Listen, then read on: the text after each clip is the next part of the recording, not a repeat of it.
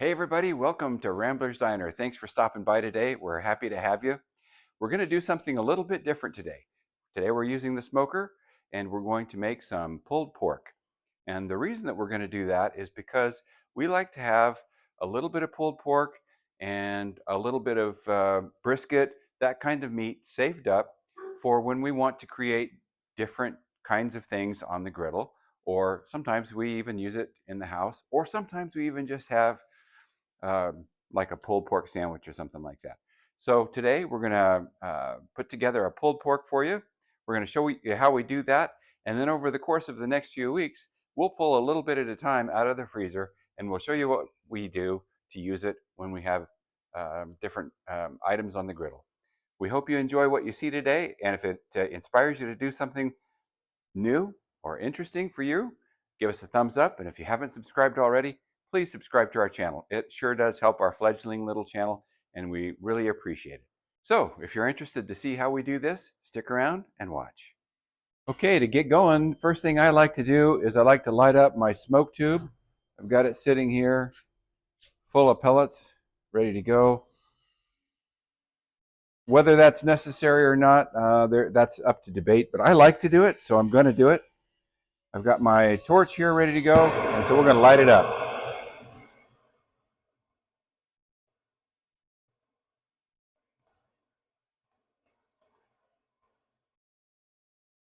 Okay, we've got our smoke tube lit up. We're going to let that burn for about 5 minutes. We're going to blow out the flame and let it smoke. In the meantime, we're going to turn on our pit.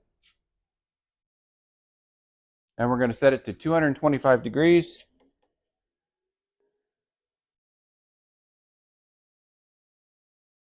And let that come up to temperature.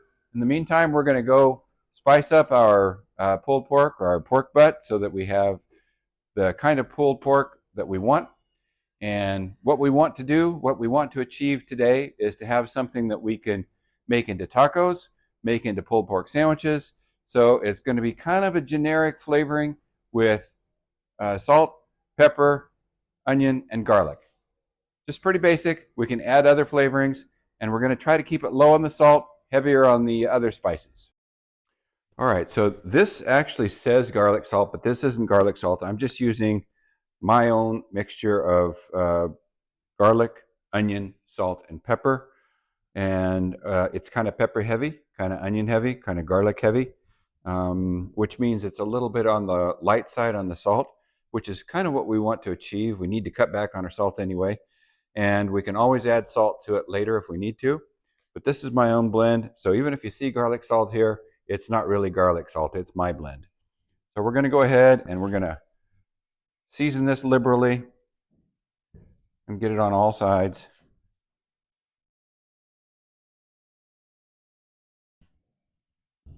I've started on the bottom. I like to keep the fat cap up.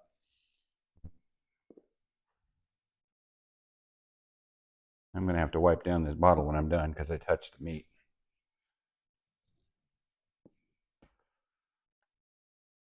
We'll flip it over. By the way, I keep it on this rack so that when I put it in the smoker, it's on the rack and I can move things around easier.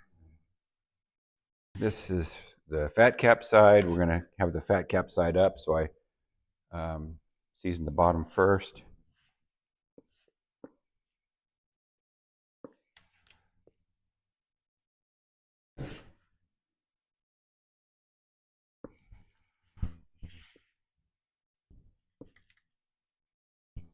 All right, there we go.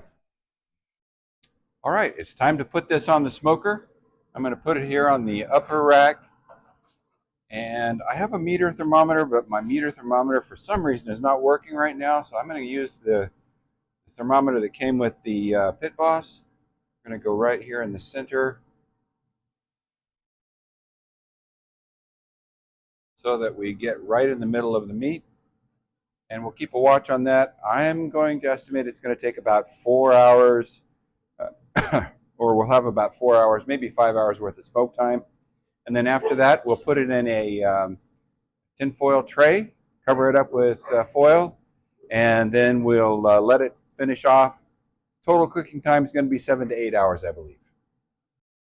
Okay, we've been on for about 4.5 hours or so. The temperature has come up to 132. That's not quite as high as I'd like it, but we need to step out for a little while. So I'm going to go ahead and put it in the tinfoil pan, and we're going to wrap it and let it continue to cruise. But it's looking pretty good. I like what I see. Let's get that thing out of there. We'll pull it, put it right here in this pan. We'll take that over to the board. Okay, we're going to wrap this thing up.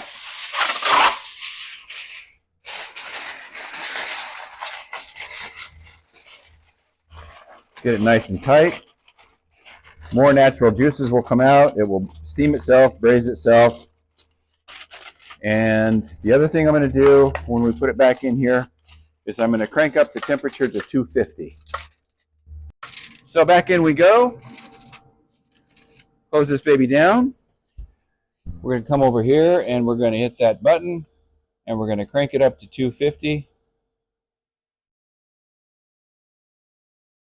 And we're going to let that cruise for another 2 to 3 hours. We'll see you then. All right, it's been about 2.5 hours. I've just taken a quick probe of it, and it's come up to about the temperature we want. More importantly, it's come up to about the tenderness that we want. So we're going to pull it out and set it right here. Okay, we're going to pull this foil off gently because I want to use the foil again. We're just going to take a look and see how it looks like.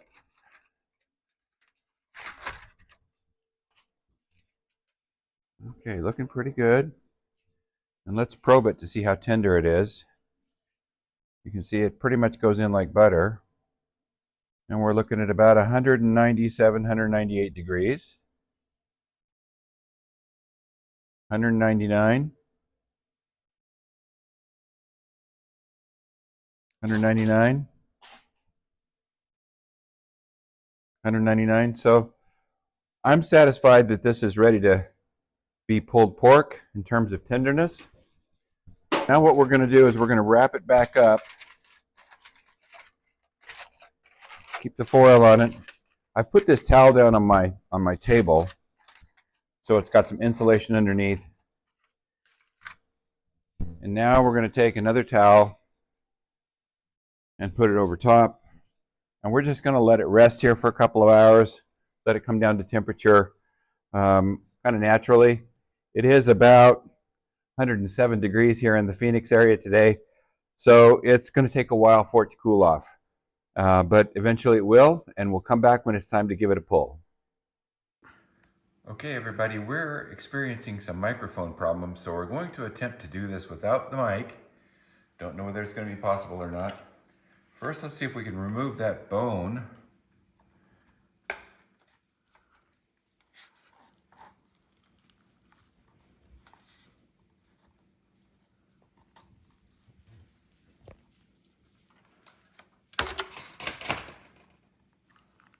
There it goes. There it comes. Coming out clean. Very good. Now I'm going to go get some gloves, and we're going to go ahead and pull this apart, shred it up, and see how it does. All right, so let's go ahead and start shredding this baby up. It's still very hot. It's been sitting here for, goodness, 3 hours, but I would say it's still in the 150s or 160s because I'm burning my fingers. Anyway, bottom line, what we're going to do is we're going to let this sit for a little while longer. I'm going to go ahead and shred it up, and we are going to pack it in 1 pound bags for later use, and we'll freeze it. And when we pack it in these vacuum seal bags. What do they call them? Food saver. Vacuum seal it, put it in the freezer, and then we can get it out and we can have tacos whenever we want, or we can use this for pulled pork fried rice, or any myriad of things that you can think of to do with it. Sometimes we just pull a pack out, put some barbecue sauce on, and have it with our coleslaw. By the way, that's what we're going to do tonight. So anyway, thanks for stopping by Rambler's Diner today. We're so happy you stopped by. Sorry for the sick microphone here at the end, but it is what it is. We're going to get a new microphone, and hopefully it'll be here before next time. If you like what you saw, or if it inspired you to do something, please give us a like and hit that subscribe button so you don't miss anything we do here in Rambler's Backyard Diner. Thanks again for stopping by, and we'll see you next time.